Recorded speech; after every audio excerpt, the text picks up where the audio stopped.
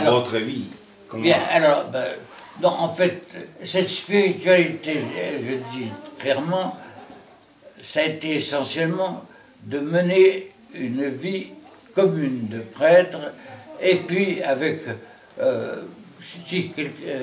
une découverte qui était celle des jeunes de notre époque.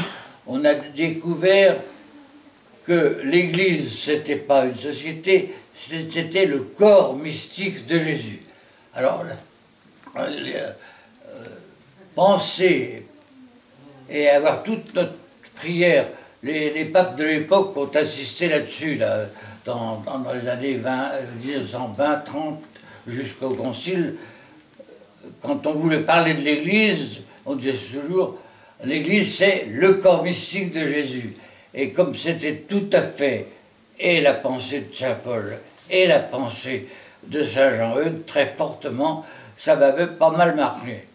Cette idée, donc, pas du tout l'idée, on avait une autre définition, on disait l'Église est la société des chrétiens soumis à l'autorité des pasteurs légitimes, dont le chef est le pape, successeur de Saint-Pierre. Ça, c'était la définition du catéchisme. Mais ça ne me disait rien du tout. Enfin, la société des pasteurs légitimes et tout ça, non. En revanche, dire l'Église, c'est l'unité de tous les hommes qui ont été appelés par le Seigneur à former ensemble l'unité du corps du Christ. Ça a été un point fondamental de ma première formation chrétienne, sans que parfois j'en sois conscient.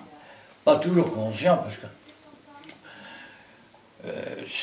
c'est mes parents qui m'ont appris le Notre Père et le Credo. J'étais en train d'y repenser. Je me souviens quand j'ai appris le Je crois en Dieu. Je devais avoir 6 ans, 5 ans, 6 ans, et il y avait une crèche à la maison, une crèche pour la fête de Noël, mais la crèche avait des bergers, des moutons, il n'y avait pas de roi mage. Et alors, à mon frère qui avait donc 7 ans et à moi qui n'avais même pas 6 ans, les parents avaient dit on aura des rois mages, mais il faut faire un effort pour ça. Quand vous aurez appris je crois en Dieu, quand vous saurez je crois en Dieu, les rois mages arriveront. Alors, je me rappelle encore très bien que j'ai appris à ce moment-là mon je crois en Dieu, sans très bien comprendre, et en effet, pour le Noël suivant, les 3 rois mages étaient là.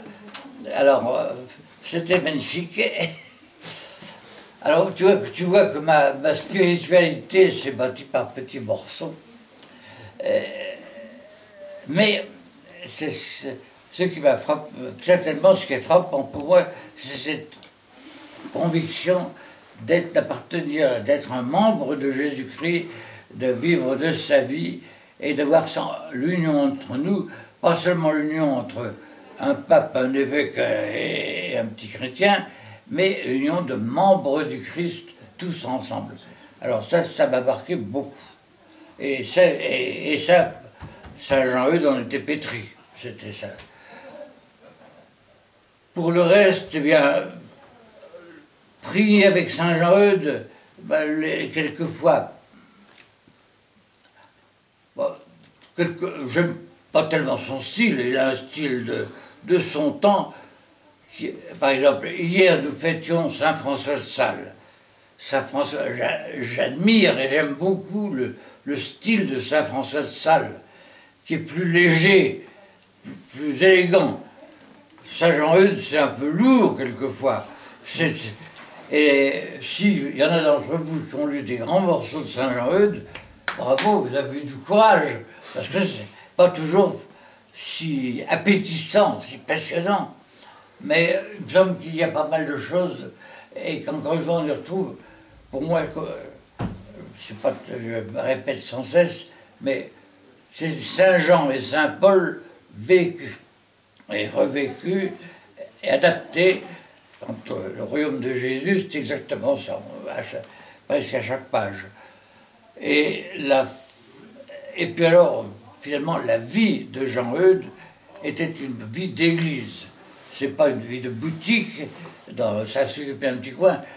Tout ce qui concernait l'église l'intéressait. Il galopait dès qu'il y avait de la mission, chez les soldats, chez les prisonniers, chez les paysans.